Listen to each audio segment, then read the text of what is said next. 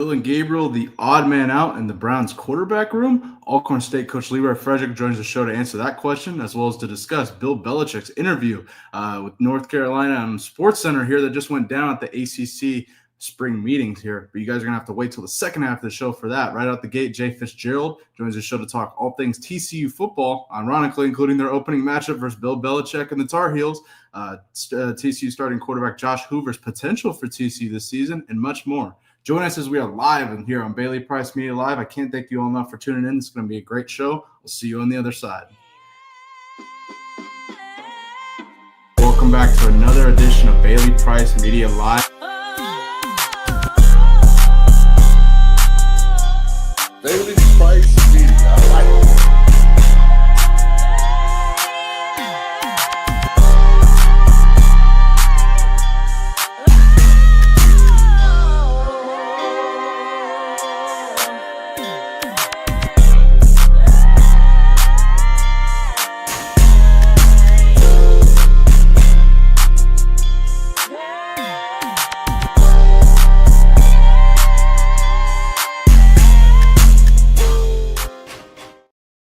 Man, what's going on, everybody? Happy Tuesday. Welcome back to another edition of Bailey Price Media Live. Today, got a very, very special show for you. Alcorn State coach Leroy Frederick joins the show to discuss a hot topic here in sports media. Is Dillon Gabriel the odd man out here in this Cleveland Browns quarterback room? I have a special answer to this as well. I know Coach Fred has a great take that I can't wait for you guys to hear about as well. But stay tuned for that in the second half of the show. Without further ado, in the first half of the show, we got Jay Fitzgerald joining the show. Going to talk all things TCU football here as they open up the season in Dublin against Bill Belichick and the Tar Heels here. I can't wait to discuss that, Big 12 football, and more with him. We're in the second half of the show. Coach Fred and I are going to discuss Bill Belichick's Sports Center interview that just went down at the ACC spring meetings here, where he talks about his 24-year-old girlfriend. I can't believe this is what we're discussing here. But, yeah, we're going to discuss that and so much more. If you're watching, go ahead and hit that like button, subscribe, become a member of the Bailey Price Media Army today. I can't thank you enough for tuning in. Without further ado, let's go ahead and bring in our special guest. Our main man, Jay Fitzgerald, joins the show. Jay, I can't thank you enough for joining, my man. How you doing? Happy Tuesday. How you guys doing? Man, it's an honor, my man. I got all things college football. We're getting closer. We're almost here. It's May. We got a few more months before the season here, the football season here. But, man, let's get into it. I can't thank you enough for joining here. And you guys, TCU here, open up against Bill Belichick and the Tar Heels out in Dublin here in Ireland in 2026 here. But I'm really curious, what are your thoughts on this first abroad, going abroad here for both schools, far travel here? I'm really curious as to your take on this. What does this mean to TCU? Well, what an unbelievable opportunity for TCU. I mean, we opened and it was even, and then we opened this Monday Night Football against UNC at UNC, and then Dublin, like you were talking about, on another College Game Day will possibly be there. But the opportunity for TCU, TCU football has always been on the map, but to go to Dublin, the experience these kids get to, 5 days they'll be there before the game. The only game on tap that week. And just, man, it's a long way away, but I mean, it's going to be here before you know it. But it was exciting when the guys, when they announced it to the guys, and obviously the big press conference and everything like that with the new athletic director. And that year too, we had 8 home games scheduled anyways. So we really don't lose a home game. We still get the 7 home games, and we get to go on the road to Dublin. So that's going to be very exciting. Absolutely.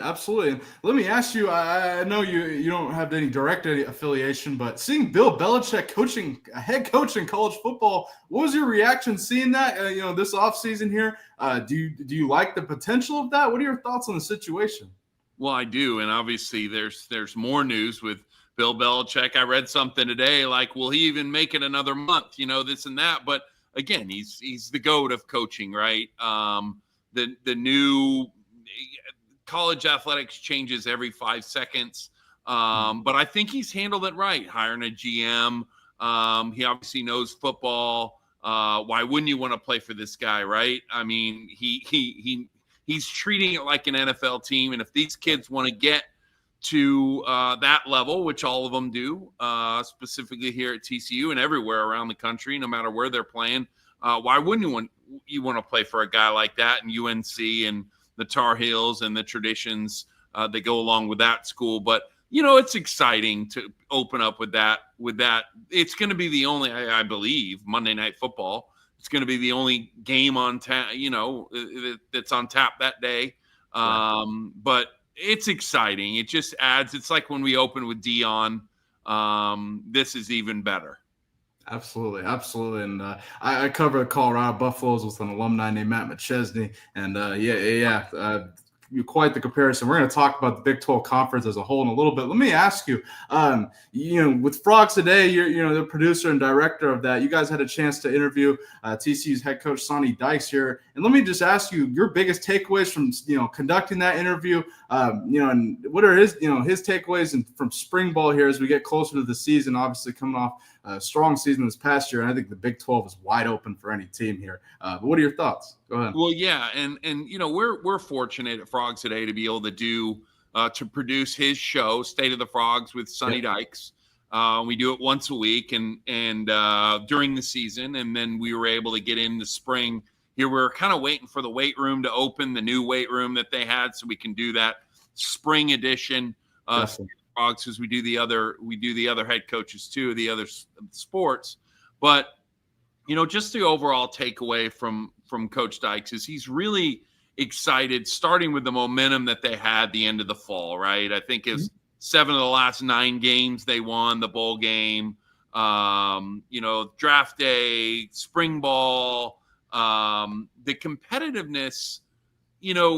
Going back when we started Frogs Today, it was back when that first year, Sonny's first year, when they went to the national championship. He's in his 4th spring ball now, but it has the same feel.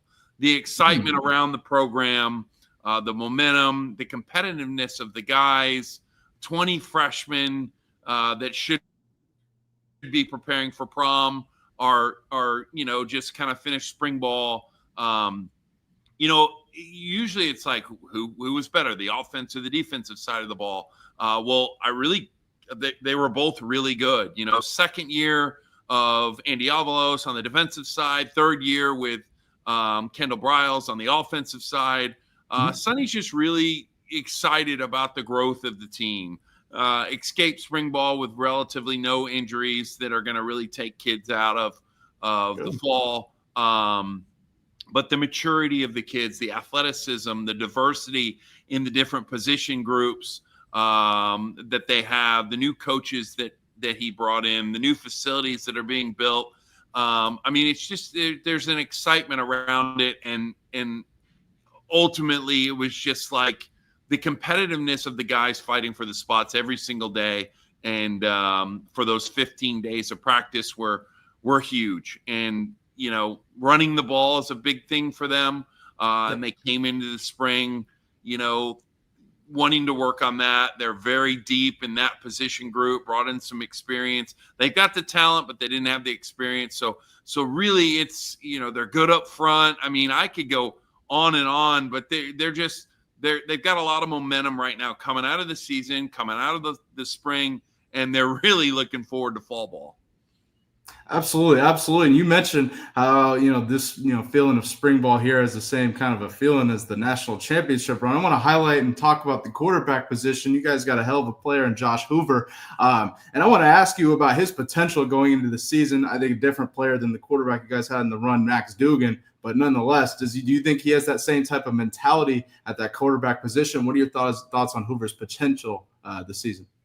Well, even when, Duggan was here and Hoover was playing under him, I think Josh Hoover from that beginning of his career spent more time in meeting rooms and practicing and extra reps and all of that. And it's paying off. And what a better guy to kind of learn under, and Max Duggan, what he did to this program. So, Hoover's a smart kid, obviously a local kid from, down the way, a little bit east from here. But the records that he set last year, the efficiency and and how he holds himself accountable for taking care of the football. I think that's the biggest thing for him coming out of the season is like, hey, I got to be better at this, right? And obviously he was. And you look at the team winning 7 out of the last 9. They took care of the ball. They got takeaways, and obviously Josh Hoover had guys like Jack Besh and Savion Williams, and guys that like he made those guys better, and they made him better. And he's just in the team room all the time. He's practicing. He's humble. He never talks about himself. He's always talking about the people around him. The offensive line got better, made him better. But I just think he's he's perfect for this program, and he's got 2 more years left. Right. And to set the records that he set, he's the single season reception, yardage for TCU in the history of the program. I mean, that's crazy. I see the stats you have up on there. Like, the guy is a very good quarterback, and all the receivers. There's a lot of guys on this team that can catch the ball anyways, from running backs to tight ends. But they all say really good things about him, and he's a very accountable guy and very talented.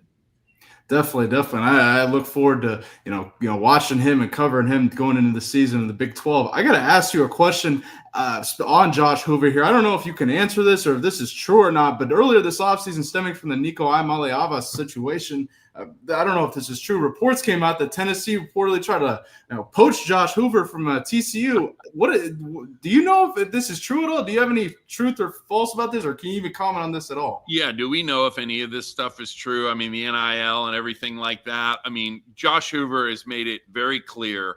I don't even, he hasn't really spoke to it. No one's asked him about it. We've had the pressers. I think here around TCU, no one really asked that stuff anyways, but he's made it very clear that TCU is where he wants to be, and TCU is where he's developed, where he's grown the most, and where he sees himself continuing his career, and hopefully beyond that into the NFL. Definitely. And I was just curious on your perspective on that. I covered the portal like crazy. So when I saw, news of that, I was like, what? Because I thought Hoover was a hell of a player. Now, looking at Hoover going into the season, looking at the conference as a whole here, how do you feel about TCU? I think the Big 12 is really kind of open for the taking here. It's going to be really interesting. I think last season in the Big 12, I don't think we could have expected, kind of the turnaround from Colorado to BYU, whatever, Oklahoma State struggling in the way they did. Now, looking at TCU going into this season in the conference, are you excited, or do you think that TCU has a serious shot to win the conference here this season? What are your thoughts on the potential of TCU in the Big 12? Yeah, well, when you talked about it being wide open, I mean, even go back to last year. I mean, Houston was a bad loss for us.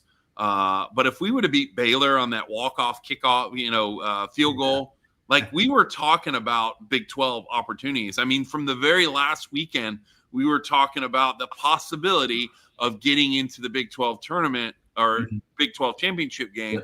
And like, it's more of the same now. If we were that close last year, even though it wasn't the season that anyone, it was a good season, 9-4, a bowl game win, good season. But you take away, you get that Baylor win, and that discussion of getting into that game was there. But next year, looking into it, I mean, we got a great schedule. I think it works out great, obviously going to UNC, but it's like home and away.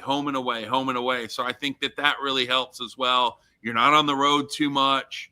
It's not like you're preparing to play at home for back-to-back weekends. We got a great schedule, and obviously the Big 12, I think is, Brett Yormark says it all the time that it's probably the deepest conference, and people will argue with that. But, SEC, like the bottom of the SEC really can't – it's not going to really beat the top of the SEC. Yeah. But in the Big 12, like your bottom-level teams could compete with the top-level teams and vice versa. So I think you see that across the board in all the Big 12 sports, even baseball. There's a log jam at the top, and I think football will be the same, and I'm excited about it. And the momentum around here is just really good, and the spring, it just feels a little bit like that first year. Are we going to go out are we going to go out and be undefeated like that first year we were, other than losing to Kansas State in the Big 12 championship game? I don't know. I mean, it's a good conference, and we have a good team. Got a lot of veterans. Got a lot of young guys. Actually, the young guys are really pushing those guys. We're pretty deep this year, going into next year. We've just seen a lot of growth from the team, and we're really looking forward to getting the season started. Absolutely. I think I interviewed Joel Klatt here about 6 months ago, and he said it best: the Big 12 cannibalizes itself. The teams all take each other out one way or another here. I think when looking at the Big 12, I think TCU has a really good opportunity, as well as Texas Tech, who I think has made a lot of noise in the recruiting front here. I don't know if it's all going to lead to on the field production, but they've spent a lot of money, made a lot of noise. Colorado, I'm really interested to see how they look post Shedeur Sanders and Travis Hunter, and I'll cover that in depth. It's going to be, I think they're actually going to be pretty improved as well. And I mean, you can name it. I think the Big 12 as a whole, as a conference, is going to take a step up this season here. Jay, I can't thank you enough for joining. My final question for you, going back, and you briefly mentioned that opener you guys had against Colorado, TCU versus Colorado, week 1. First time you guys got to see Shedeur Sanders in a Colorado uniform. I just wanted to ask you, that was one of the most electric college football games that I've ever watched, or one of them, in my opinion, in recent time here. Do you have any memories from it, takeaways from it, from the TCU side? Because I know what it's like watching, and covering Colorado, but I wanted to get any stories, takeaways from your side of it. Go ahead. Well, obviously we had big noon kickoff there. Yeah. It was all about Dillon Sanders, and we were picked. I don't know what the line was, but I mean, we were favored heavily in a game like that. And the only thing I can remember is, because I do a lot of filming of the game and getting a lot of content, is down there ready to film these touchdowns, and we just gave away the ball, turned it over in the red zone, I think 2 or 3 times. And watching that Colorado team, and just the playmaking ability of those guys was unbelievable. And from that point on, we're like, man, this is going to be a team that's going to be good for a long time. But at the same time, like, as we turned it over 3 or 4 times, I think it was, and we still had a chance to win the game at the end. And I think that was just the story of the season that year, is we always had a chance to win it in the fourth quarter. We just couldn't come up with it.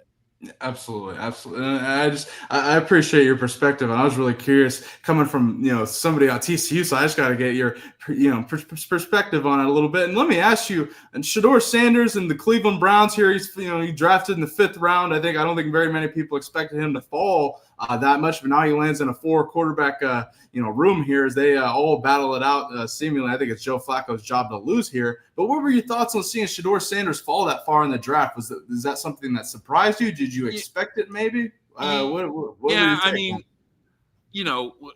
Big 12 does the pro day. I think it's a little unique. It's great. So we're able to see all those athletes, including Shedeur. He was there. He wasn't participating, but he was there. Yeah. I don't know. I mean, you look at, you hear all these stories about interview process, and is he really that good? I mean, we've seen him in person. He's that good. He's really good. But I wasn't surprised really, because of all the so-called baggage that goes along with it. I'm a Cowboy fan, so it would have been nice to have him at the Cowboys, because I think he could have. It's a place where he really could have grew, and they really wouldn't have to worry about Dillon Sanders a lot, right? Because he's a Cowboy.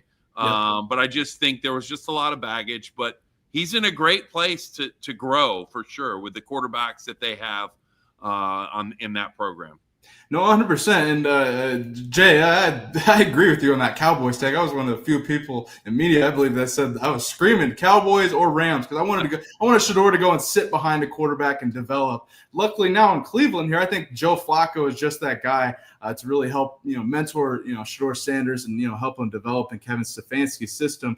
It's interesting you brought up the Big 12 pro day, so to speak. I think how do I say it? Shedeur, after Colorado season commenced, him not doing this, participating in the Shrine Bowl, not participating in the combine, some of the stuff you're hearing about the interviews, I think ultimately that probably played a part in his, his stock falling a little bit, but it's hearsay at this point. I think he has a bigger battle now. I think it's, this season it's going to be him battling Dillon Gabriel. With that, that quarterback room, I'm going to talk about it with my next guest in a second.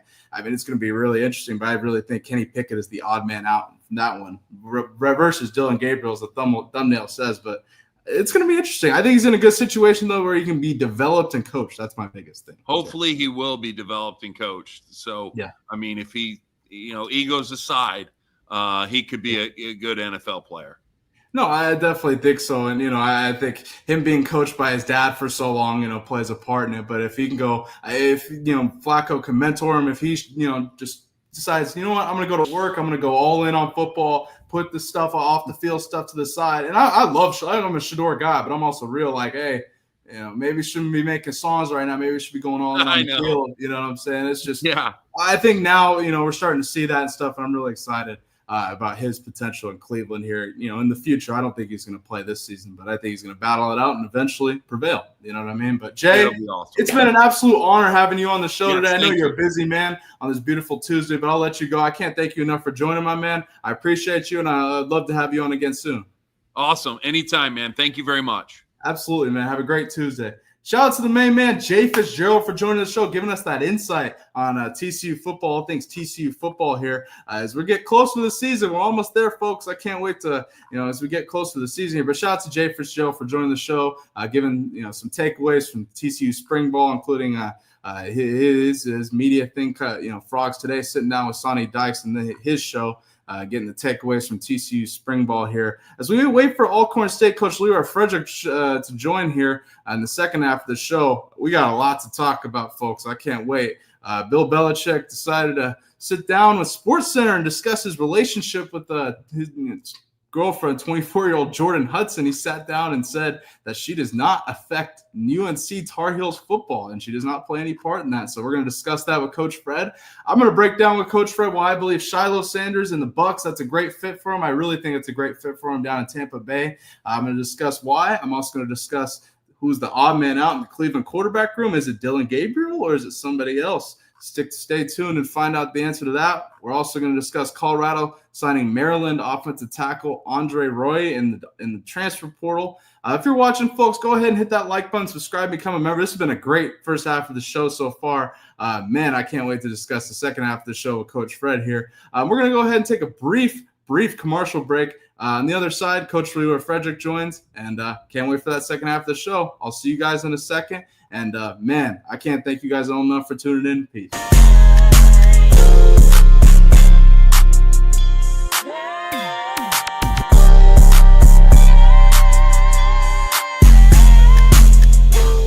And Tom Brady drafted a guy, Tommy Mellott from Montana State. This is a quarterback who runs a 4.39. Here you see him running all over my former teammates here at Eastern Washington here. Let me ask you, did they just draft the next Julian Edelman? Is he going to stay at quarterback? Is he moving to receiver? What's his role going to be for the Raiders? Because I think he's a hell of a player that kind of got overlooked because he played at the FCS level in the Big Sky Conference. But go ahead. Yeah, touchdown Tommy, man. Yeah, excited about what he brings to the table. There's been a lot of buzz about him ever since the Raiders drafted him, and they took two FCS guys back to back, right? I mean, that was kind of cool that they did that. Two guys that played against each other in the FCS championship game. So Tommy Mellott and Cam Miller back to back. Yeah, Tommy's going to be a Julian Edelman type role, but also think about Taysom Hill in New Orleans, what he is able to bring to the Saints. I think that he's going to play a role like that. I mean, that hasn't been defined. I think it's really going to be mainly wide receiver like Edelman. But I would not be shocked to see him play some type of Taysom Hill role as well, because he obviously can. We know he could throw the ball. We saw the numbers that he put up, not only with the passing yards, but also with the, his legs. I just think that he could do anything on the football play. He's a football player, as you know, right? And so that's something to get excited about. It goes back to the toughness that I was talking about. This is a tough team now with tough football players. Tommy Mellott is a perfect definition of a tough football player, a guy that just, you get him on the grass and he's going to make some things happen. And I believe that's what the Raiders are assuming when they drafted him in the 6th round, him and Cam Miller. Yeah, damn, that makes me excited. Tommy played with my former teammate Blake Lesnar at Montana State. Nice. And Blake raves about this kid, like you mentioned, his toughness and work ethic. Mhm. Man, that makes me really excited. I was really happy to see you guys draft 2 FCS guys. You guys also drafted North Dakota State former quarterback Cam Miller, who I'm assuming is going to actually stay at quarterback. I'm going to guess. Yeah, he is pretty athletic as well. Definitely can run, but I think he'll stay at quarterback for you guys.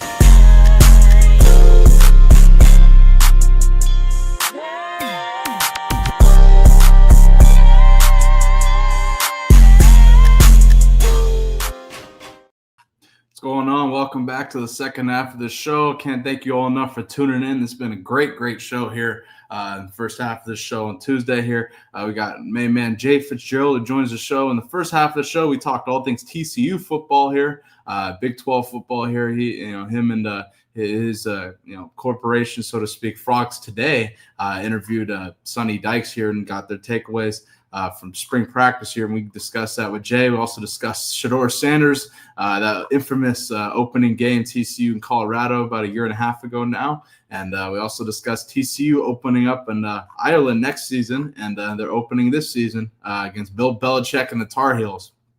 And speaking of Bill Belichick and the Tar Heels, I can't wait for Coach Fred to join the show because we got a lot to talk about from that front here. Bill Belichick publicly commenting and responding to all the backlash here about his CBS interview and et cetera, his 24-year-old girlfriend relationship here, so to speak. Chat, if you're watching, I got to hear from you guys. I'm going to ask Coach Fred this here, but before we show Bill Belichick's interview here, the report, Pablo Torre here, things have gotten so messy between Bill Belichick, Jordan Hudson, and UNC that there's an absolute real chance Belichick is not the head coach by week 1. That's going to make me really disappointed if that is what ends up happening, because I'll tell you, this is one of the top 5 teams I'm looking forward to seeing. They got Gio Lopez, a kid from South Alabama, who I thought was a really great player last season as a freshman. And if this is really the reason that he ain't coaching there this season, that's going to really piss me off. But nonetheless, chat, let me know. Over under, do you think Bill Belichick's going to be coaching week 1 at UNC? Or do you think he's going to get out of here? The Blazers are for sale. I saw this. It's going to be interesting with Paul Allen's estate, the family. I don't it's up to Adam Silver. It really is, because, us Seattle fans can sit here and clamor for years on end how we want a team in Seattle, blah, blah, blah. But until the commissioner actually does something about it, it ain't gonna happen. until Silver, it was David Stern at one point. David Stern didn't do shit but kind of joke around with it, but he never actually did it. Until a commissioner actually does it, I don't see it happening. Apparently, I read something that there's going to be meetings about it this offseason. I know. I would guess it's Seattle and Vegas. Where else is it going to be? Those are the 2 places that I think are the most ready and the best spots for a pro basketball team. And me as a Seattle kid, I'd support it all day. The Blazers moved up, 4 hours to Seattle, but I don't know. It's all about money when it comes to that as well. If somebody from Seattle wants to get behind it, I'm with it. One thing I will say though, they better bring back the old logos. They better bring back the old uniforms. They better call them the Sonics. I don't want to hear no new names, nothing. Fuck that. We gotta go back, just like when the Rams went back to LA. It's the same thing. We can't have a new Seattle basketball team name. The Sonics are legendary, infamous, and you cannot change that. So if they return, I would like them to keep the same uniforms, same logos, all the classic shit, to go with the Sonics here and really bring them back the right way. That's what I'd like to see here as we get into it here. Those old uniforms. I mean, it would be a great situation all around if that's what they ended up doing. I'd really like to see that. But again, there's a lot of logistics that need to go into it. Trey Hendrickson, going on another tangent here before Coach Fred joins the show. Trey Hendrickson, Bengal star DN, said today to reporters, if I sat here with 4 sacks, they want a pay cut and some money back. I'm not going to apologize for the rates being paid to defensive end in the National Football League. And Hendricks had admitted that things have gotten personal between him and the organization. Man, yeah. Ugh. Bengals could be so great, man, if they went all in and stopped being cheap and whatever, because the Bengals are infamous for being cheap. Matt and I talked about this yesterday on 0 to 60. Bengals are infamous for being cheap. And I don't know, and I think Trey Hendrickson's a really great player. You can't have enough pass rushers in the NFL especially, but in any football team, really, you can't have enough pass rushers. And man, I really think they'd be doing a big disservice to Trey if they ended up letting him go, because I think he's a really great player. And everywhere he goes, he produces. Him in New Orleans, he produced. He produced in Cincinnati. I mean, he wears no gloves, and he'll get after the quarterback. So, shout out to Trey Hendrickson. We'll see if the Bengals actually stop being cheap and pay him, because I'd really like to see that. As we continue to wait for Coach Fred here, Coach Fred will join the show here in a second here. I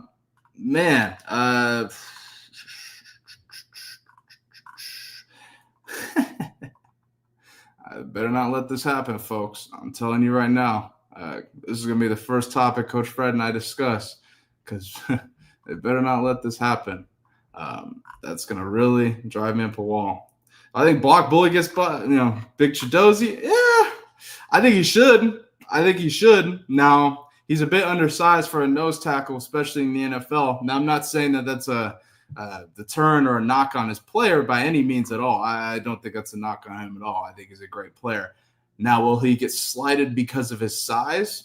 Yeah, that's something that I could see. So when it comes to him, Chidozie, yeah, he absolutely could. I think he should get picked up.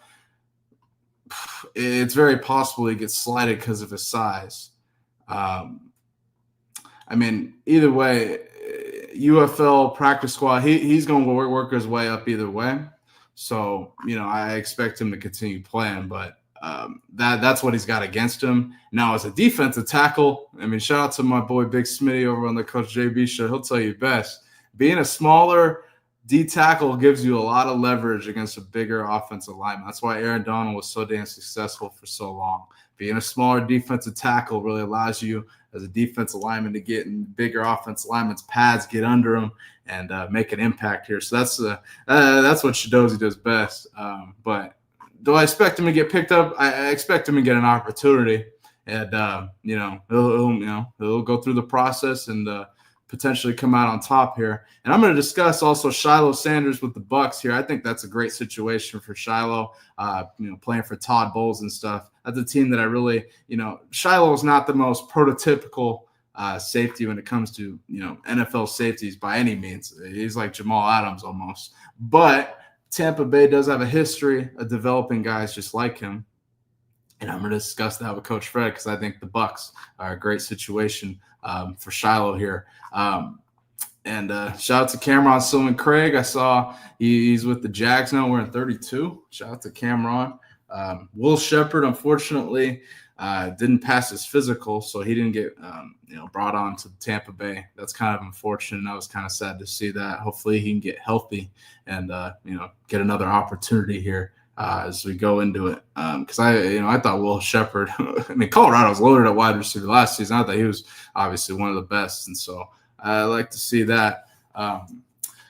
As we wait for Coach Fred to join here, and I can't thank you all enough for tuning in here. This has been a fine show here on this beautiful Tuesday. Here's something I wanted to break down with you guys here. Quarterback battles across college football here, and I've discussed several of these on this show here. Highlighted in the middle, Kadon Salter versus Julian Lewis. I think ultimately Colorado, and I'm a really big fan of Julian Lewis. I really think he's going to be a great player. But I think Colorado should take a page out of Texas's book here, so to speak. With Arch Manning. Arch Manning decided to sit back behind Quinn Ewers and really develop here. And that's why I think Arch Manning is going to have a great season this season. I think Julian Lewis needs to take some of that advice as well. Kadon Salter is somebody who's played a long time in college football, thrown for over 5,000 yards. He's been a hell of a player for Liberty.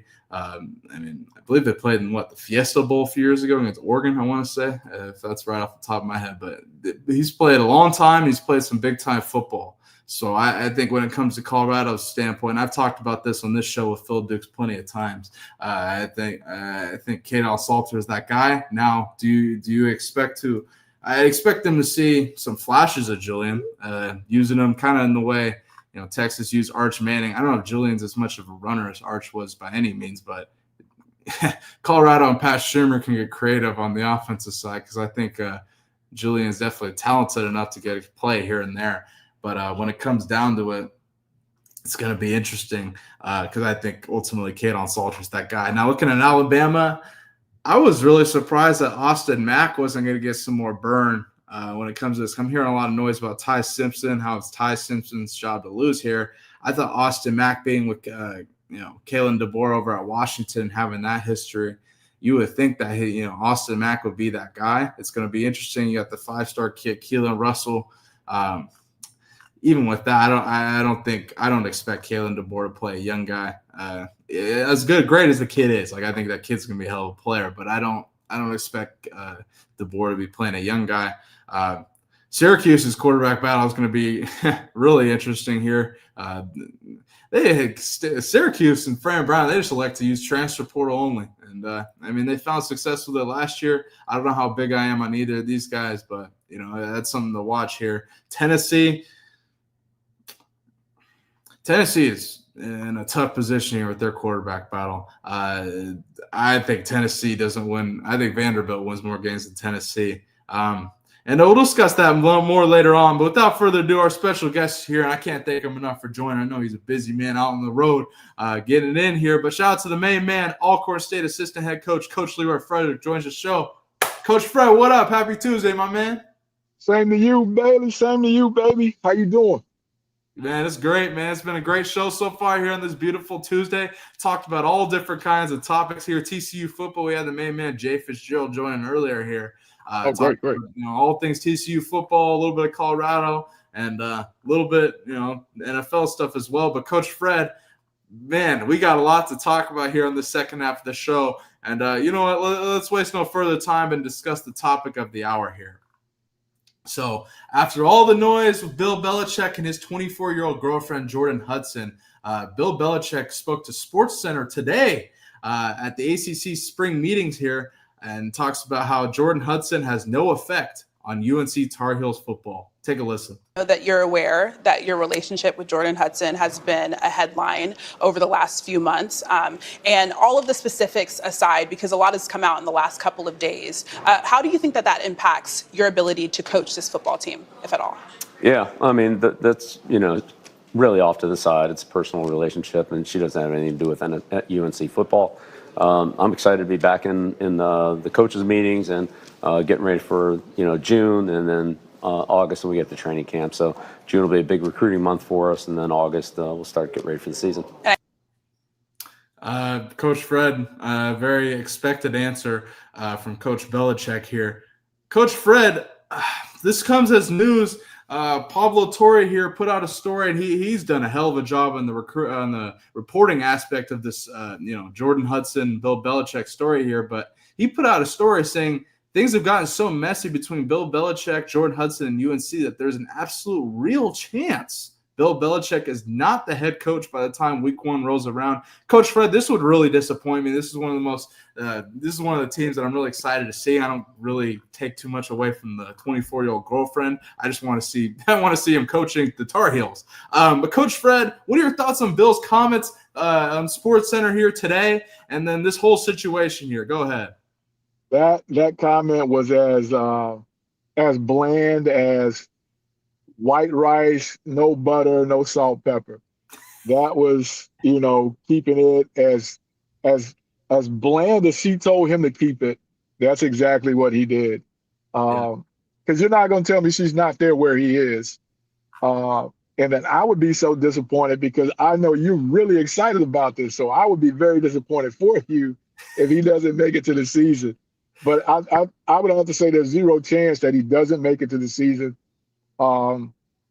Again, 2 consenting adults, but we gotta know and understand also that's cold right there. But we gotta understand that if you didn't pick up anything else from her personality from that 60 Minutes deal, she's probably a little on the petty side. Maybe a little vindictive. Mix it all together. Again, 24. I gotta believe that Bill is hedge fund her a little something. So she's not gonna completely go away, and the university can't control what he does off the clock. On the clock, yeah. Off the clock, no. Yeah, absolutely. They can't control it, and it's really interesting because the story came out on Friday. You sent it to me that Jordan Hudson was banned from all UNC football athletic facilities here, and then UNC comes out and says this is not true. While Jordan Hudson does not work for the University of North Carolina, she's more than welcome in UNC athletic facilities. Blah blah blah. I don't know what to make of it. I don't know if it's PR coming out and saying like this. We got to say this or else it's going to be a fiasco. Just don't ruin it, man. We're almost to the season. It's almost we're almost halfway through May. Coach Fred, I remember discussing this in like February. We're almost there, man. I think I asked you this last week, but you think Bill, there's no shot he's out of there? Like, you think he's locked in still, and you think they'll have his back no matter what? Because you have to think they hired him knowing about this relationship, right? But I think, again, so much was put on that interview, Bailey.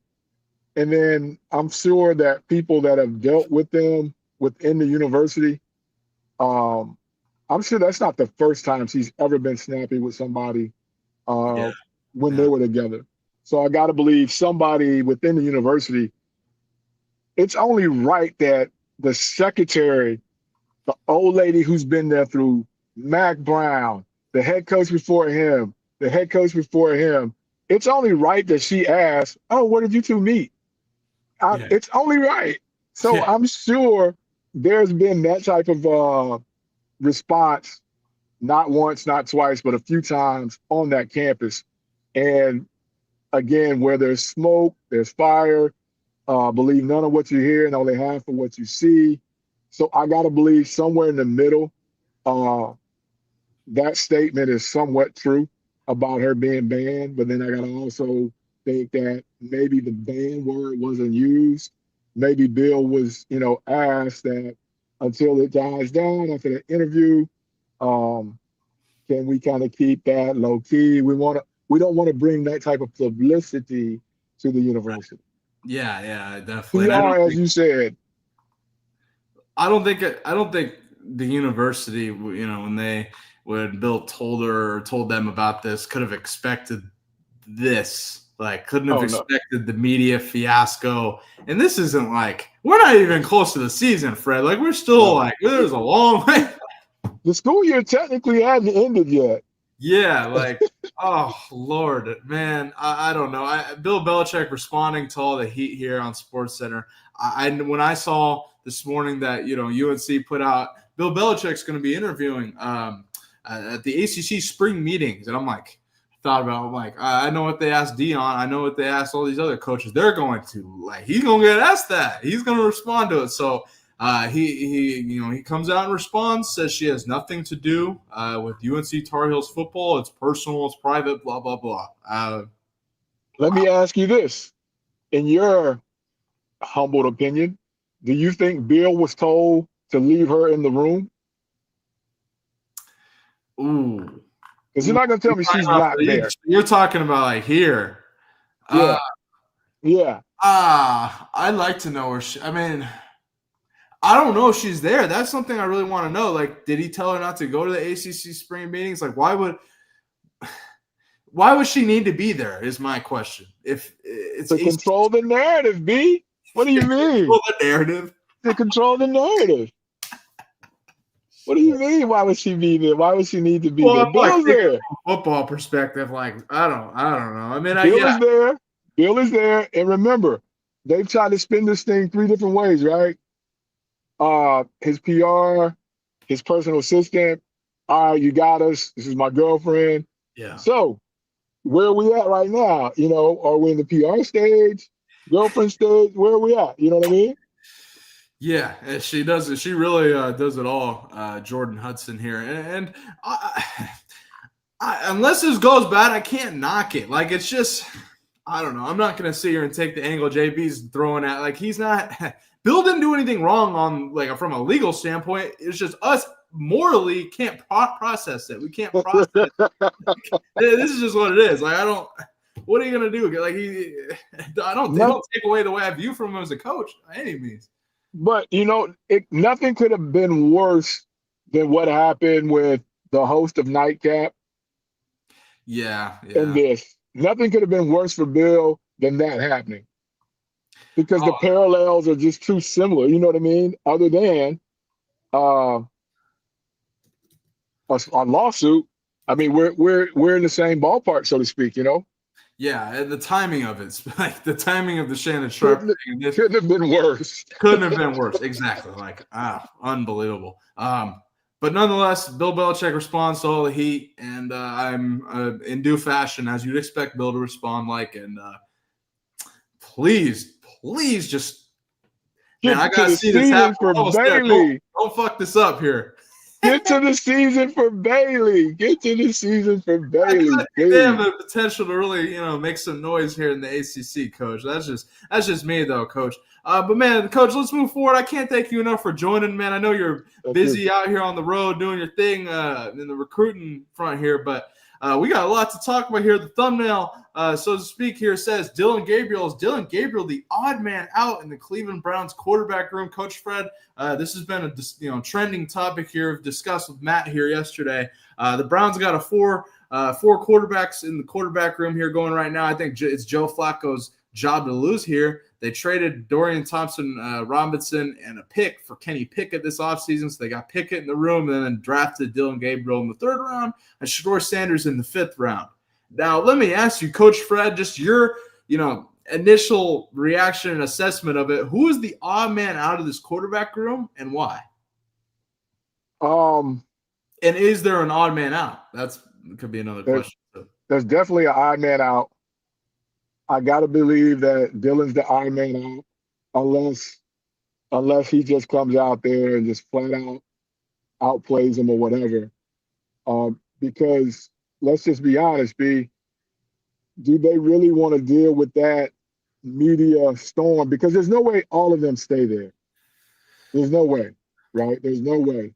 But I want to throw something else in it. When you sent me the deal, I don't know if you thought about this, but just bear with me.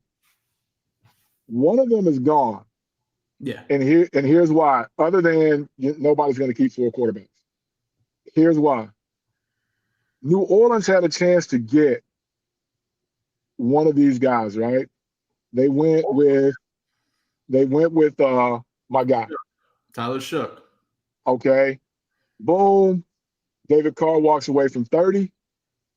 We all know how Spencer Rattler has been. We all know the potential of Shook, but we've all seen the one pass, which I've got to believe he's playing around, when he throws the fadeaway dig route. Yeah. I gotta believe he's playing. Don't be surprised if not before camp, the middle of preseason, one of these guys is going to New Orleans, whether it be Kenny Pickett, whether it be Dillon, and it may be Pickett just because they would be able to recruit something from what they dealt to get him. And then that keeps the masses, that keeps everybody, as you and JB say, that keeps the prime sexuals from attacking the Cleveland Brown franchise. He's still in the mix. He has a chance, blah, blah, blah, blah, blah, blah. But New Orleans really bailed him out, David Carr, because there's no way all those guys would have been there. And it would truly have been a competition for number 3, I think. Let me put this in your brain a little bit. I'm really glad you said that about the Saints and their quarterback room. And you even mentioned Kenny Pickett. Kenny Pickett played for the Eagles last season. He was in Kellen Moore's system in Philadelphia this past year. Now, the Cleveland Browns traded DTR on a pick for Kenny Pickett, but if you're asking me who's the odd man out of this quarterback room, and I forgot to tell this to Matt yesterday, but this is something I've been thinking for, since the weekend here. it would have to be Kenny Pickett. Kenny Pickett is for Kellen Moore. If the Saints are going to go out and get a quarterback, considering Derek Carr retired, their quarterback room looks Spencer Rattler and Shook. And they got a kid named Jake Hayner, but I don't think he's a starter. If they really needed a quarterback and they were really desperate, Kenny Pickett has to be the odd man out here. Has to be. Just Cleveland would get something back. And Cleveland would get something back that they lost. Yeah. And some sort of capital, something, right? But I think when it comes to the quarterback room, there is no way Shedeur's out of there. Like, personally, I think the Cleveland Browns are loving all the attention. They haven't had this kind of media attention ever. Like, shit, it's been a while. I think since, I don't know. Was it like this when Manziel was there? Like, this is all. Yeah, I got to believe that. I got to believe Baker or Manziel. Probably Manziel more so than Baker, because Johnny was the first one. Johnny Football. I got to believe it was media frenzy then. Right. Maybe not as much because still the social media age was around, but not as much as it is now. Yeah. So I got to believe that. But you're absolutely right. When I was doing all that, I forgot that Pickett played in and with Kellen Moore. I forgot all about that. You're right. And in my Matt McChesnick voice, there's no way in hell Cleveland lets Shedeur Sanders go. Yeah, there's no way. Can you imagine, again, the media storm, the hit they would take in the whole nine, man? So I got to go with that one. No, I agree with you. I think they'd be stupid to trade Shedeur. All fronts of business right now are up because of him. I think he'd have to go out there and really look like me playing quarterback. He would have to really not perform well. And I think he's doing all the right things right now, Coach Fred. He's taking care of shit on the field. He's staying on the field, making sure the media sees it, which I don't give a shit. You know how it is playing football. You're working after, people see that, but I don't give a shit. If he's going to play the media, play it the right way. Play it like that. I'm with that. Like, I really think he's off to a good start here in Cleveland. I think Kenny Pickett's the odd man out, like you mentioned, and I mentioned him going to New Orleans if they, if New Orleans is interested in it. I see the connection there. I really, I got all this flack yesterday on Matt Show for saying Joe Flacco is going to start the whole season and help develop Shedeur and Gabriel. Why? I don't understand. Just because he's 40, he can't play football? Did he not just lead this team to a playoff run 2 years ago? Am I watching a different football game than other people? Like, I get he's older, but what do the Cleveland Browns do? They run the football. they run the football, run a lot of play action out of it and stuff. Like, I think he's in a great spot. And I think that Shedeur, having a guy like Flacco to really learn and develop under and help Flacco can help him, teach him Stefanski's system, I think is great. So if you're asking me the odd man out, it's Kenny Pickett for sure. And I'm with you. Someone told me I was crazy because they were telling me by game 3, Shedeur would be starting. And I'm like, oh, I don't know about that. There's no freaking way. I mean, I get it. Y'all fell in love with the kid that you used to hate. I get it. But the only way he becomes a starter is A, Flacco gets hurt. B, they go and start off 0-8, and everybody else in the division is basically above 500, and there's no way for them to get into the playoffs. That's the only way. And then Flacco said, let's play one of these young guys, try to get them ready to go forward. But if they're in the hunt, there's no way in the world. No, he may come in and play a couple plays, but be the full-time starter by game 3? Absolutely not. No, I'm with you, and it's I would like it. I want Shedeur to develop a little bit. Like, I don't want him to.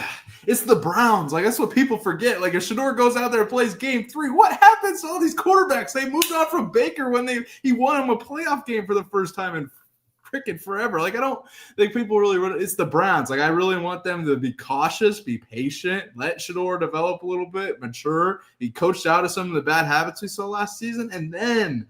Whether that's later this season or next season, then you roll with that. That's my personal take on it, Coach Fred. I don't know. But, I mean, he's doing all the right things so far, and I think he's in a good spot to where he can be developed with Flacco and help him, grow in Stefanski's system. But odd man out, Kenny Pickett, and that's that. Coach, let's move forward here. I can't thank you enough for joining, man. I appreciate you joining here. I wanted to break something down with you here.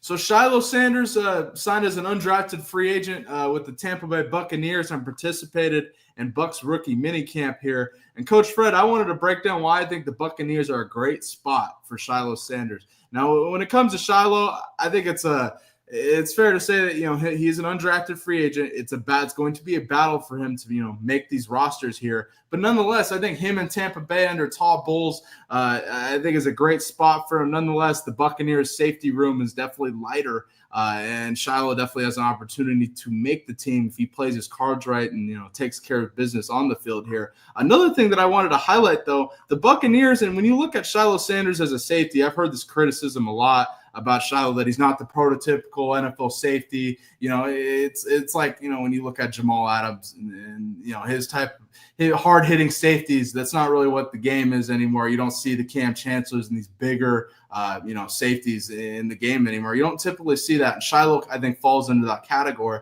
But then one thing I will highlight, though, the Buccaneers have a history of developing guys just like Shiloh, in my opinion. Recently, they got a guy named Jordan Whitehead, been there and done that. He left for a few years and returned to Tampa Bay, but he's somebody who was developed and I think is a very similar player to Shiloh here, harder hitting safety, not as quick here, not as great at hips. But I think, when it comes down to it, for Shiloh and Tampa Bay, I think that's a great situation for him, and it gives him an opportunity to develop and potentially make the roster here in Tampa Bay. Coach Fred, what are your thoughts on that? Do you agree with that? Disagree? What are your thoughts? Yeah, it's always good to be drafted as a defensive player by a defensive head coach, and that works for him in his favor. But like you said, in that safety room, it's a little light. But maybe a year ago, before he got hurt, either a year ago or 2 years ago, remember now they made Whitfield the high-stakes safety in football. Yep. So there are guys back there. It's not just an empty room, but I think if he has the willingness to play special teams and be that guy as a spare guy, I think he has an excellent chance to make the team because of what they're coming off an injury. The guy that came in for him did a great job, but if I'm not mistaken, he was a rookie last year as well. So he's got a great opportunity to do some things right where he's at in that spot, no doubt about it. Absolutely, absolutely. And Shiloh, talks to Bucs media here, and said he wants to be the snack guy for the safety room, so to speak. Here, Coach Fred, take a listen to this. I'm already preparing on Sunday to get in the safety group chat for all the snacks. I'm going to be the snack guy. So we're just going to get a wholesale. I'm going to have everything everybody needs. So. What are the snacks of choice? Because the meetings are really long, so I understand. So. Got to be fueled. Yeah. But we'll find out on Sunday. I might have like a little spreadsheet with everybody's favorite stuff on there. You know what I'm saying? What about for you? I'm just a rookie. Hey, Coach Fred, that's what. Hey, Shiloh's doing. Take care of business, Coach Fred. You see him walking in, shaking every reporter's hand. These are the little things that Shiloh's going to have to do to make the team. I'm with it, though, and I think Shiloh, if anything, has a great attitude. We got to see him in that draft process with Shedeur Sanders on the live streams and stuff. I think Shiloh is a great older brother to Shedeur, has a great attitude and overall attitude about everything, and seems to be responding the right way in Tampa Bay. Coach Fred, go ahead. That right there is, I don't know who suggested it. I'm not sure who the PR person is, but that right there is genius. Yeah. Because that now starts to clean his face. Even though he was not ever one that was just kind of, I don't want to say just out there, but I think his image at Colorado, the way things kind of spiraled, so to speak, heading into the draft. I think both of those kids with their last name had some dirt. And this way he comes in, I think that's showing that, hey, I'm humble. I am a kid that's willing to do what it takes. I'm not coming in here saying I'm bigger than anybody in the program. So again, whether if that was him by himself or if that was a PR team, whatever, man, I got to tip the hat. That is a great freaking move off the bat. right there that gets you in good graces with everybody. Now the media is not going to crucify you. Oh, he dropped 2 picks and he got beat for a touchdown. He was overrated. They're going to be a little bit lenient, Yeah. or however you want to put it, Yes. when they're covering him starting off now. So I think that was a genius move. Genius move. Definitely, and Shiloh's got a likable guy for the most part, and I think people in Tampa Bay are embracing him, going to embrace him. I think he's got great character, if anything. We really saw that. The pre-draft process with him mentoring his older brother. But Coach Fred, let me ask you, looking at Shiloh as a player, and I think you can give great perspective on this. He's going to have quite the battle here, and I just talked about that. Why I thought it was a great situation for him ending up in Tampa Bay. But the type of player he is, harder hitting, box safety, not as great at hips. Kind of different old school type of player that would have, I think, have been a better fit in the older game here. Now the game's a little bit faster, a little bit different. That division, the Lions are going to throw it all over the place. We already know what Green Bay has in their receiver room.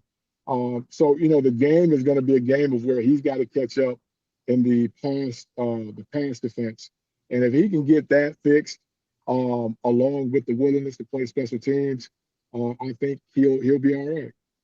Yeah, definitely. And like we just mentioned, if he does what you just mentioned, does the little things, I think he's got a real shot to make the team in Tampa Bay. And it doesn't hurt that his last name is Sanders, Coach Fred. I think that'll definitely help him, especially down in the state of Florida here, Coach. Coach Fred, I can't thank you enough for joining here. I wanted to kind of move forward here, discuss a little, Colorado Buffaloes football recruiting here. And Colorado made a little bit of news in the recruiting real world. They land offensive lineman of Maryland, offensive line transfer Andre Roye Jr., 6'6", 290, played in 17 games, started 7 at left tackle for Maryland. I expect Roye to play tackle for the Buffs here. It's going to be interesting. The last few months here, Colorado has acquired several prominent offensive tackle names here, including Xavier Hill coming from Memphis, Larry Johnson II, who leaves after Tennessee brings in the 5-star kid Davis Sanders, and Andre Roye coming to Colorado here. Coach Fred, see Colorado starting to make some noise here in the recruiting front now. I don't know how great of a player Roye is. Nonetheless, they've all have experience, Coach, and we're seeing Dion led with Gunnar White, Andre Gerard, and George Hageman in that O-line room started bringing in some more prominent players here from the transfer portal. What are your thoughts on this, Coach Fred? Any thoughts? Oh man, they on paper it looks really good. Like you said, college football experience. You can't beat that. But also, Bailey, and you can talk to Matt about it, at some point, somebody's got to play guard and somebody's got to play center. Yeah. I understand, they're about 2 deep on the tackles, maybe 3 deep at one of those tackle spots. But somebody's got to be able to go inside. And, that was the problem last year. I think when people put the rush on, it wasn't about him getting outside because they knew they could run him down. So they put the rush in his face to flush him and force him to go get it. So they've got to fix that middle as well as, what they've done on the edge. But right now on paper, you got to give it to them. They sold it up.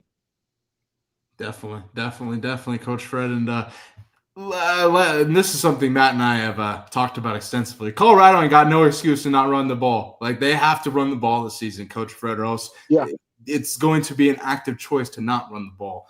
I think with last season and the last 2 seasons in Colorado with Shedeur Travis, obviously you're going to lean on them a little bit and the way they did. But now with them gone, I think in order to – especially you're going to have Kaidon Salter at quarterback. If you do play Julian Lewis a little bit as well, you're going to need a run game to take the pressure off those guys. You got Marshall Faulk as Hall of Famer as your run game coordinator. You got you got Andre Gerard, alumnus of CU and NFL, veteran. George Hageman, NFL veteran. I mean, there is no excuse, Coach Fred, for Colorado not to run the ball. we need, see some variation in the run games, some traps, some gut, counter, different things in the run game here, and some variation really, because we didn't really Colorado's run game was really vanilla last season. I felt as though if they really leaned into it a little bit more, I thought it would have taken a lot of pressure off Shedeur and really helped him when he needed it most. But we know why they were doing that, though, Bailey. That was showcasing him to the max. Definitely want to make sure that he was showcased. But I'm like you. I think at some point you gotta make a conscious effort to run the ball. If you cannot protect up front, you've got to do that. And playing those young guys now, I think they've got to do that in order to survive. Yeah, absolutely. And Colorado gonna need it. And I mean, they got some dudes coming in the transfer portal. I mean, there is no excuse for them not to run the ball. They got their offensive line is going to visibly look a lot bigger. I mean, just in the kids they brought in, they're going to be a lot bigger, like on the stat sheet. And I expect them in the run game to really make a difference because there's no excuse for Colorado to not run the ball anymore. And they got the running backs to do it, and I expect them to execute. But, well, Coach Fred, that waits to be seen. They ultimately have to do it first in order for that to happen. But, man, Coach Fred, I can't thank you enough for joining. I know you're busy out on the road recruiting here, so I'll let you get back to it. But I can't thank you enough for joining. Thank you. Chad always loves having you on, man, and we'll have you on again soon, my man. And if you're watching, go check out Coach Fred on the Common Man podcast every Wednesday at 5 p.m. Central on YouTube, on the Common Man YouTube there. Go check out Coach Fred. Coach Fred, you got on this week? This week we will have possibly have a nurse on with the same last name as me to talk about hydration and what the kids need to do in the summertime leading into camp. Yeah. And then I'm gonna have a guy who's been working closely with 247 to talk about the recruiting, the change, the visible change from what 247 and what they used do with the ratings and how that stuff has kind of changed and went haywire all of a sudden. So hopefully be another great informative show and get you guys on and check it out. Let us know what you think and we'll keep it moving. Absolutely. I'll be there watching. And chat, go head over, watch Coach Fred on the Common Man podcast. Check him out on YouTube. Check him out on IG. He's got a huge IG, Common Man on IG as well. So go check out Coach Fred on that front. And I'll be watching Coach Fred. I can't wait. Coach Fred, I can't thank you enough for joining, my man. It's been a great show here, and we'll have you on again soon. I hope you have a great Tuesday, and thank you for joining, my man. Don't eat too many tacos, baby. I appreciate you, Coach Fred. Have a great Tuesday. Hey, shout out to Alcorn State Assistant Head Coach, Coach Leroy Frederick, for joining the show, bringing the juice as always. Always love having Coach Leroy Frederick join the show every single week here on Bailey Price Media Live. This has been a great show here on this beautiful Tuesday. In the first half of the show, we had Jay Fitzgerald joining the show to talk all things TCU football, including Josh Hoover's potential this season for TCU football, their opening matchup against Bill Belichick and the Tar Heels, and more. We just had Coach Fred, Alcorn State Assistant Head Coach, Coach Leroy Frederick, join the show to discuss Dillon Gabriel. Is he the odd man out in the Browns quarterback room? I think it's Kenny Pickett, and I think Kenny Pickett going to be a Saint here sooner rather than later here because Saints quarterback room is a little light. We also discussed Shilo Sanders and why I think Shiloh is a great fit in Tampa Bay. And the Tampa Bay, I think him and Todd Bowles, really, really great fit there. We discussed that. Also discussed Bill Belichick coming out and addressing all the heat with his relationship with the 24-year-old Jordan Hudson. ACC spring meetings here. We discussed that. Colorado signing tackle from Maryland, Roye, and so much more. Folks, this has been a huge show. Got a lot more viewers in here, and we're going to keep growing it here this offseason. We're almost to the season. I cannot wait for football season. We are almost there, folks. Halfway through May here. And, man, I can't wait to, for football season to talk all things football with you guys. And this is the premier show for college football news, NFL news, and more. But, folks, if you're watching, go ahead and hit that like button, subscribe, become a member of the Bailey Price Media Army today. Shout out to Lucy, Doc Holiday, Bucky's Ducktail. I like that username. Shedeur Sanders. All the folks in the chat, man. This has been a great show. I can't thank you all enough for tuning in. And I'll be live on Thursday with a very, very special guest that, man, I can't. just show up Thursday. That's all I gotta say. It's gonna be an unbelievable show on Thursday, folks. And I can't thank you all enough for joining and tuning in. I'll see you guys on Thursday. I'll be live tomorrow with Matt McChesney on 0 to 60 to talk all things Colorado Buffaloes football. And of course, check out the Coach JB Show, Big Smitty, every weekdays, 9 a.m. Eastern, 6 a.m. Pacific. I'll see you guys on Thursday. Enjoy your Tuesday. Peace.